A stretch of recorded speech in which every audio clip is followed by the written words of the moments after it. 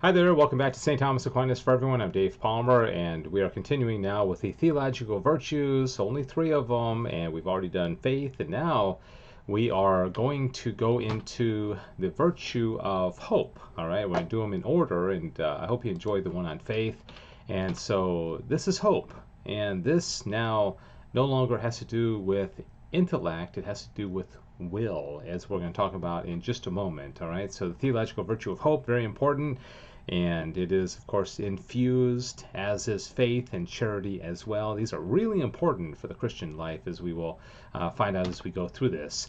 All right, what is the proper object of hope? And when we think about hope, we often think about, I hope to graduate from college. I hope to get that great job, or I hope to marry that great woman or that great man, or what have you. And maybe we hope to win the lottery. We buy, I'm not a big lottery person, but people buy lottery tickets, obviously they're hoping to win, right? That's why they buy the tickets. But that is not the kind of hope that we're talking about here. And I love how Thomas explains this. He says, the hope in which we speak now attains God by leaning on his help in order to obtain the hoped for good. Now, an effect must be proportionate to its cause, wherefore the good which we ought to hope for from God, properly and chiefly, is the infinite good, which is proportionate to the power of our divine helper, since it belongs to the infinite power to lead anyone to an infinite good. All right, so we can ask God to help us win the lottery or to get that great job or that great spouse, but that's not the theological virtue of hope. Theological virtue of hope, as Thomas just explained, is a infinite good. It's God himself, really. It's not something temporal, right? Such a good is eternal life, which consists in the enjoyment of God himself, for we should hope from him for nothing less than himself, since his goodness, whereby he imparts good things to his creature, is no less than his essence. All right, therefore the proper and principal object of hope is eternal happiness. That is our beatitude. That is God. Okay, that's what we hope for. So all these other things that we might hope for, I hope to, be able to keep my job, or, have a great dinner tomorrow night or something like that. These are all good things. They're goods, but they're not eternal goods, right? You understand. All right, whether hope is in the will as its subject. Remember, faith was in the intellect as its subject. It had to do with our intellect, coming to know something that we would end up desiring and resting in. But hope, when we think of the will, we think of willpower or the desire to be our best. This is a picture, kind of a throwback. Mary Lou Retton won the gold medal at the Olympics in 1984, all around gold, for gymnastics. And people think of the willpower to do something like that, and certainly that would pertain. But we also have desires, like desire for pizza or ice cream cones. Okay, this ice cream cone looks pretty good. That Thomas is going to make a distinction between these. These desires, they're all desires and they're all appetites, but they're different. All right, one is not in the will, as he will explain right here. Habits are known by their acts. Now, the act of hope is a movement of the appetitive faculties, since its object is a good, and since there is a twofold appetite in man, namely the sensitive appetite, which is divided into the irascible and the concupiscible. Remember that? We went over all that. And the intellective appetite, called the will. Those movements which occur in the lower appetite are with passion, while those in the higher appetite are without passion. So when you desire that pizza, or even sexual desires, or a desire for whatever, sleep or drink, or any animal appetite that we would share with a dog or a grizzly bear, they have those same kind of animal appetites. That's different. Okay, that's passion. Now, the act of the virtue of hope cannot belong to the sensitive appetite, since the good, which is the principal object of the virtue, is not a sensible but a divine good. Okay, God is not an ice cream cone. I mean, God is not a pizza. God is not even a gold medal. God is divine. God is infinite, right? Therefore, hope resides in the higher appetite, called the will, and not in the lower appetite, which is in the irascible. The irascible is a part. Okay. Now, interestingly, here in, again, we're in Secunda Secundae, question 20, Article 3. Thomas, in the middle of talking about the theological virtues, is all of a sudden going to seem to take a little bit of a detour and say, what's the greatest of sins? Why would he do this now? I think it's interesting. Why doesn't he at least wait till after charity, which we're going to do next? But he decides to do it now. And in our culture, we tend to think of the greatest sins as being murder, which of course is a horrible sin, right? I mean or rape, which is terrible.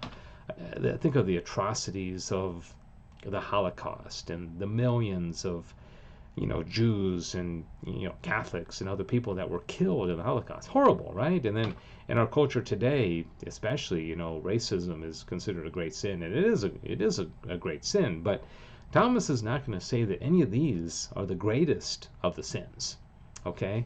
And why does he put this in the middle of the theological virtues? Well, there's a reason. He says those sins which are contrary to the theological virtues are in themselves more grievous than others, because since the theological virtues have God for their object, the sins which are opposed to them imply aversion from God directly and principally. Now, every mortal sin takes its principal malice and gravity from the fact of it turning away from God.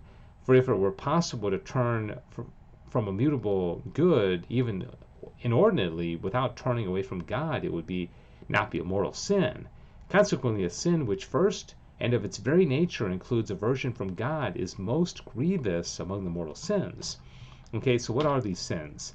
Unbelief, despair, and hatred of God are opposed to the theological virtues, and among them, if we compare hatred of God and unbelief to despair, we shall find that in themselves, that is, in respect to their proper species, they are more grievous. For unbelief is due to a man not believing God's own truth, while the hatred of God arises from man's will being opposed to God's goodness itself. So think about that. Somebody is losing their faith in God and they despair, right?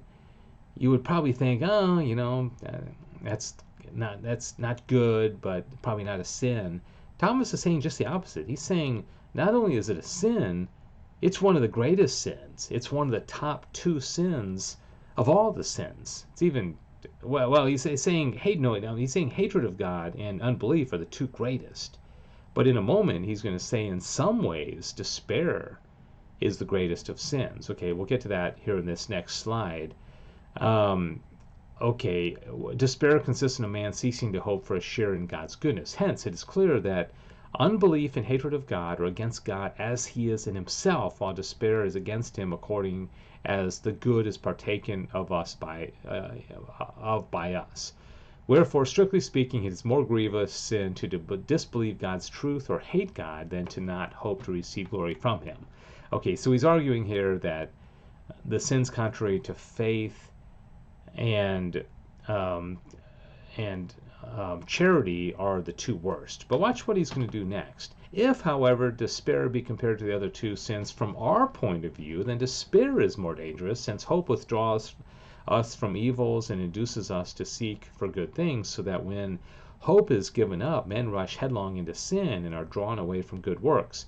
Wherefore a gloss on Proverbs 24:10, if thou lose hope, being weary in the day of distress, thy strength shall be diminished, says nothing is more hateful than despair, for a man that has it loses his constancy both in the everyday toils of this life and, what is worse, in the battles of faith. And Isidore says, to commit a crime is to kill the soul, but to despair is to fall into hell. All right?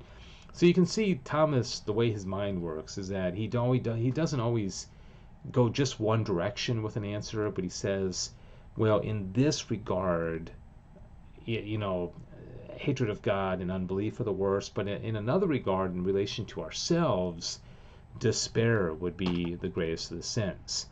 Now, this brings us to the end of the selected articles about hope, but I wanted to put this on because Wisdom 8:1, we've talked about this before, he ordereth all things sweetly. This is going to tie into charity, and I think I'll put this at the beginning of the charity one as well. Remember the hummingbird and how God equips creatures in order to attain their final end, right? And that's really why God allows us to have the infused virtues of faith, hope, and charity, because without them we would not attain our final end. This has to do with grace, has to do with God helping us, guiding us, leading us to our final end, like the salmon swimming upstream, right? That if it wasn't able to do that, it wouldn't fulfill its mission of spawning, because that's why it goes up the waterfall, right? The upstream, which is kind of almost seems contrary to nature that they're able to do that. So that concludes this theological virtue of hope. I hope you're enjoying it. And again, appreciate the comments and whatever. If you have any discussion or you want to add something to it, I think it's really important that we talk about these, because this really has to do with our eternal salvation. And without a proper understanding of the theological virtues, it's very difficult to understand how we are going to be saved and the role that God plays in it in infusing us with these virtues. Okay, well, charity is coming up next. Thanks for watching, and may God bless you. Bye-bye.